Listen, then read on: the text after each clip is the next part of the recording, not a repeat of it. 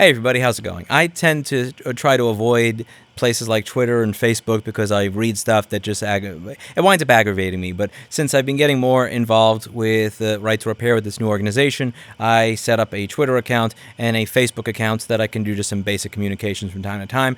And I came across this thing and it just hit me like a ton of bricks. It's incredibly aggravating, and it was discussing inflation. So this says over here, planning a cookout this year. Catch up on the news. According to Farm Bureau, the cost of a 4th of July barbecue is down from last year. It's a fact you must hear. Heard? You must hear. Hot dog. The Biden economic plan is working, and that's something we can all relish, which I am guessing is a really bad pun. And then they have a bunch of examples over here of things that have gone down in price. So over the past few years, you have cars have gone up anywhere from $3,000 to $5,000 for a number of different model cars. The used car market is insane.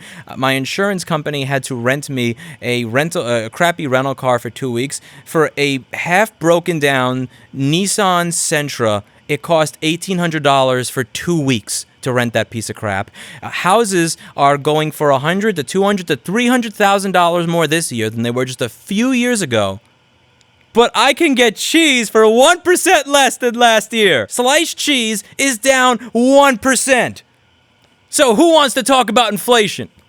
Now, I thought to myself, this has to be some sort of ridiculous, asinine thing posted by someone that just is trying to make a political point, but that's not really well informed. Maybe somebody that hasn't gone outside, someone that has never logged on to Zillow, someone that has not looked at eBay Motors, someone that is not focused on the price of anything, whether it is lumber, steel, oil, gas, or anything else over the past 2 years, until I see the name on the Twitter account.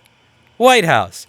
No, it's got to be a shit post. Maybe there's like an O in there or a period I'm not seeing. So I click it, and it's the actual White House tweeting about this, pretending that inflation is not a problem because the cost of sliced cheese has gone down 1% from last year. Wow. At least when R. Kelly pisses on you, he doesn't tell you that it's raining. Like, again, is it that hard to just say, we're having a problem, here are the things that need to be done to combat the problem, rather than pretending that the increase in a cost of a house has gone up more than the salary of 90% of America over the past 2 years. I don't even mean like your salaries went up 4% and the house went up 4%. I mean your salary is $60,000 a year and the house has went up $200,000 in the past 2 years, meaning that you've effectively, if you adjust your salary in terms of housing inflation, is negative. You bring up cheese. Like, bro. Are you serious? So I decided, instead of getting depressed over the fact that I'm still living in this apartment because the houses that I looked at have actually gone up at a higher rate than my own salary over the past few years, that I'm going to listen to the White House. I'm going to take this limited opportunity and get myself some cheese. So I got myself some sliced Colby Jack, Swiss cheese, mild cheddar cheese, and pepper jack cheese assortment. I'm taking advantage of those prices being down 1%, and you should too, America. Don't complain about gas being $4 a gallon. So don't complain about a middle-class tiny house that was built in 1950 going for $800,000. Don't complain about a car costing $4,000 more this year than last year, because you can buy cheese at a 1% discount.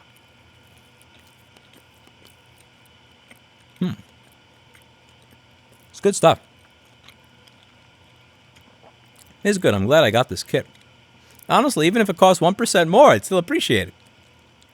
And it's not like this is even an indictment of any particular politician, because money printer has been going burr for a long time. The U.S. has been running insane deficits for a long time. You have people that pretend they care about it, but then their policies are the exact opposite of caring about it. So this is not an...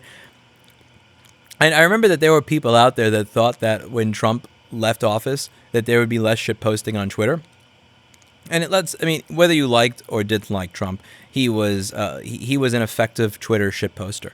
But this is just kind of a more polished version of presidential Twitter shitposting. Houses are going up $100,000, $200,000 in a year.